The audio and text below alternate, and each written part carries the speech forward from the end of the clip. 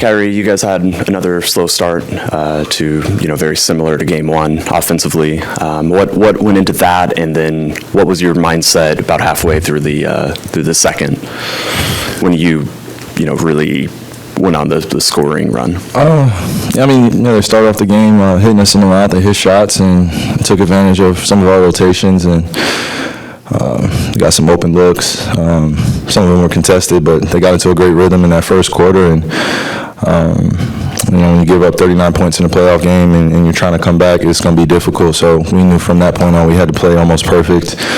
We dug ourselves in a hole, so there was no time to complain about it or look to each other for any excuses. It was just, time to get it going. Fell short, but, this is kind of a consistent thing in this series so far in 2 games, where Kawhi doesn't play again, and then we're just, kind of dealing with the barrage of James Harden and Paul George getting off. And, so we obviously learned from the first time it happened, but I guess we need to go through it a second time as a team. And, don't mistake my laughter for taking it any lightly or anything less or serious. But, in a basketball game like this, it's tough to give a great team like that 39 points and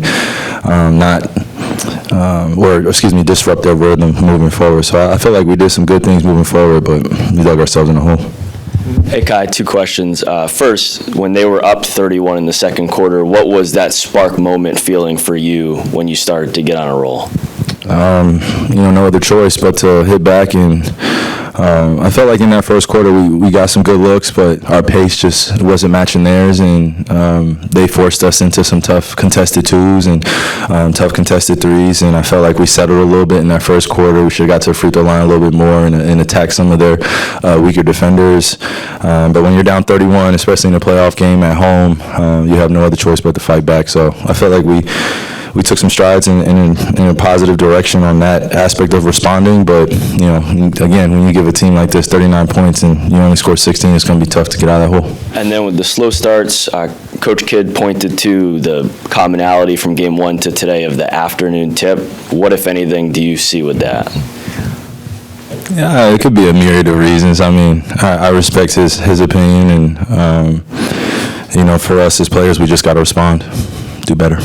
Kyrie, you mentioned that both times you guys had these slow starts, Kawhi's not playing. How much of a mental adjustment is that? Do you guys, need to figure out how not to kind of, relax a little bit? And then when he's not in the lineup, what do you think that does in terms of James's aggressiveness? Yeah, when Kawhi's not in the lineup, you can see that almost they're different players to a certain degree. I don't want to disrespect their talent, but I think they play with a little bit more liberation, and they take a lot more tough shots. When Kawhi's out there, I think they're looking to be efficient. They're looking to get each other going a little bit more. But for the second straight game where Kawhi's not playing, we come out, and I don't think we were prepared for some of the shots that they wwere taking.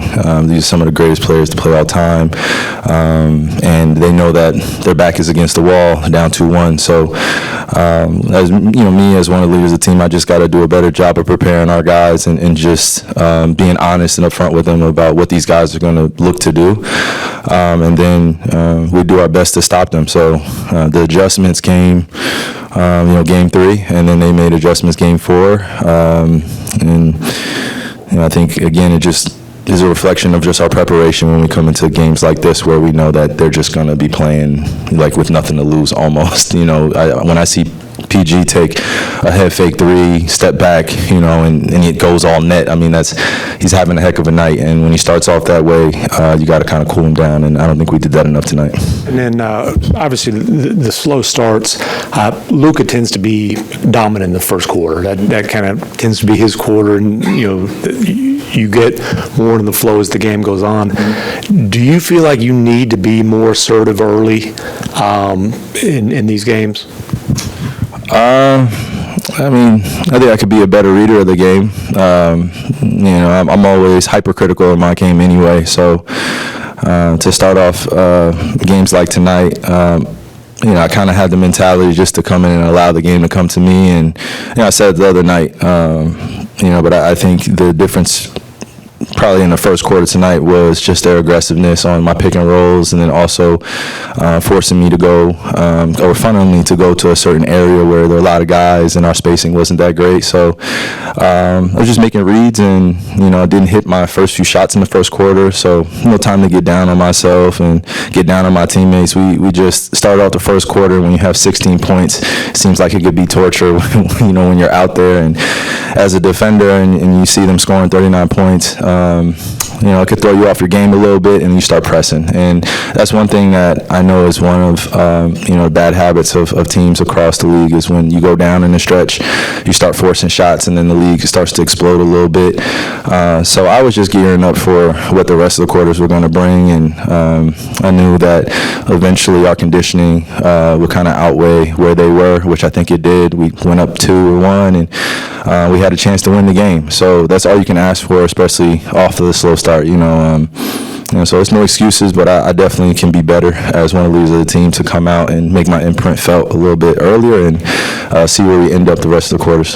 Kai, speaking about being one of the leaders of the team, obviously, despite the loss, you came back from 31. What's kind of the message in the locker room going to LA and kind of that confidence meter of how you feel about this team moving forward? I think the consistent message is we're in a series, and we're fully aware of who we're going against now. I think we know each other extremely well. We know each other's plays. We know each other's adjustments, and I think you're going to see a high-level chess match Game 5 in LA. I'm not thinking about stealing a game. I'm thinking about winning a game and finishing out the series. So that's just the focus right now. Pretty consistent. Kyrie, I understand that when you're playing the game, you're focused on the game, not just one player. With Luka, he had a tough night shooting the ball. Was it just one of those nights for him, you think, or do you think the injury maybe was playing a role in his struggles? Any thoughts on that? Yeah, when I sat up here the other night, I told you guys that everybody's pretty much banged up, so we don't have time to kind of look at each other and ask if we're okay to a certain degree. We just got to be willing to put our bodies on the line, and if he's not good to go, then I'm sure he'll sit out. But knowing him and knowing his confidence level and knowing how well he knows the Clippers, I know he wants to play well, and I know he wants to make a bigger impact than what he's doing now, even though he's almost averaging a triple-double for the series. But we're always critical of him, and I think he's always critical of himself. So this is a young kid in the playoffs going against a team that beat him twice. So there is a little bit of a mental fatigue there as well. But I think this is what makes the beauty of sports come together. We have another opportunity on Wednesday to be in LA and be better. So hopefully these next 2 days will be good to him, and I know they'll be good to him, and we'll be all right. We'll be ready for Wednesday's game. Last one. Kyrie, obviously the first 3 games were pretty physical, and then tonight they were calling it pretty tight there in the first quarter. I guess, how do you adjust to how the game's being called, especially midway through a series? Yeah, refs are human too. I'm not trying to sit up here and be critical of them either. It's a players' league. We got to be able to adjust to what's going on out there. But we knew with this officiating crew, they've been in a few playoff games, but they were going to call it a little tighter. They knew how competitive and physical the series has been already. So I think you saw it in the first 6 minutes how they were going to be calling it. Clippers got to the free throw line. They got their rhythm going. So I think that helped on their end of just relying on the officials. For us, we just got to continue to do the right things and be willing to lock into the little details that matter. I think that's where our focus should be, and it'll be beneficial for all of us. Thank you. Yep. You guys get home safe. Let's get ready for HoopJab.